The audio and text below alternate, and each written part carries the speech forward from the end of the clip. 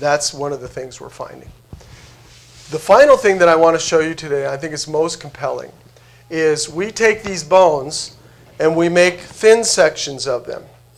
We make nice thin sections, about half the diameter of a human hair, and then we can examine them under the microscope. And this is a thin section of bone.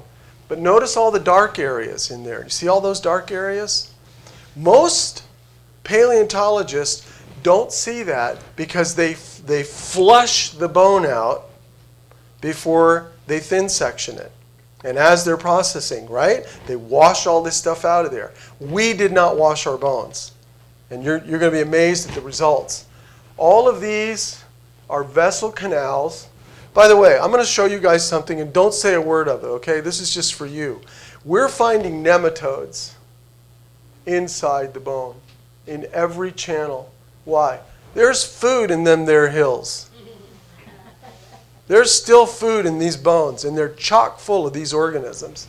But these are blood clots.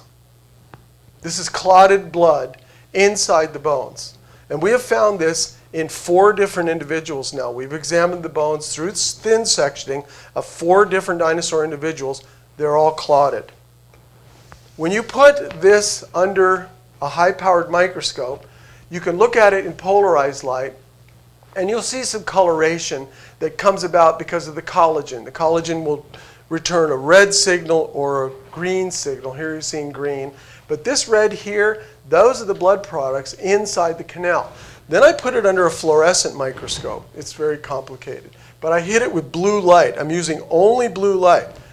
Look at how clear the blood products are in fluorescence. And the bone changes, doesn't it? The bone is glowing.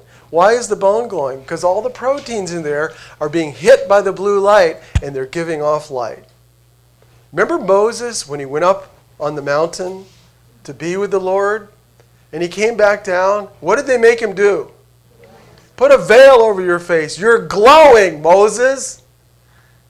Tissue glows when it's impressed with a particular light. Right? And I think that's what we're going to be in our glorified bodies. I think we're going to be glowing because of the light that God shines in us. Anyway, that's a whole other story. But the other thing I want you to notice is how the blood has stayed in the canal. It has not crossed into the bone. Why is this important? Because the scientists who are working on dinosaur soft tissue now claim that it's the iron that preserves the tissue. It's the iron. But the iron never left the canals. So how is all this tissue preserved if the iron didn't get into them?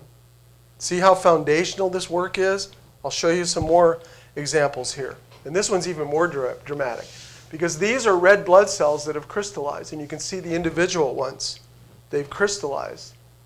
So polarized light, blue fluorescence, no spread into the bone. I have other pictures that show this even better. What I did here is I worked with a Triceratops vertebrate bone, a vertebra bone, and I thin sectioned it. Here's the clot. Notice that the canal is almost completely occluded. There's a little open space. Most of them, there's no open spaces in the canals. It's just solid blood. Then I put it under UV light in a microscope and look at the dramatic pictures that show that this iron stayed in the canal. It didn't go out into the bone and preserve any of the tissues. And so this is what's being published right now. This is from Horn. We also found it in rib and frill, but 4 different individuals, and they all have clots. Now, why is this significant? Well, scientists, doctors have found with drowning victims that when a person or an animal dies from asphyxiation in water, there are blood clots. And their bones are full of blood clots. And there's no other dying condition unless you have a clotting disease, a malfunction in your clotting cascade. There's no other trauma that produces those kind of blood clots in your system except for COVID.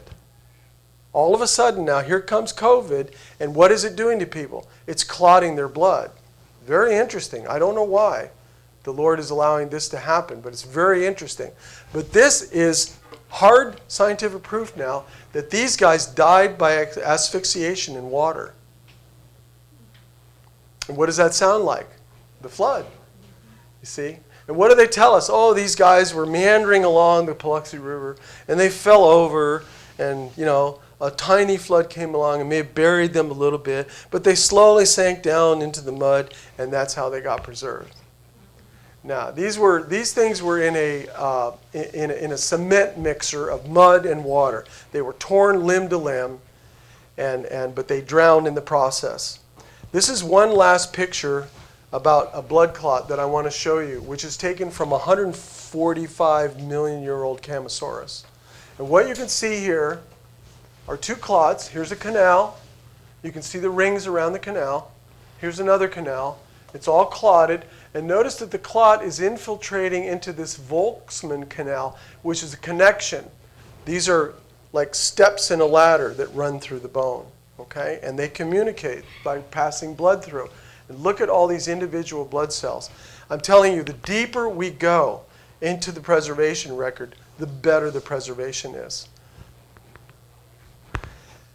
This now is a vertebra from a Devonian fish, supposed to be 400 million years old. Look at all the red blood cells in here, individual red blood cells. So folks, we need your help. We got to continue finding this stuff. We've got to continue getting it out there for people because they need it. People need to hear this.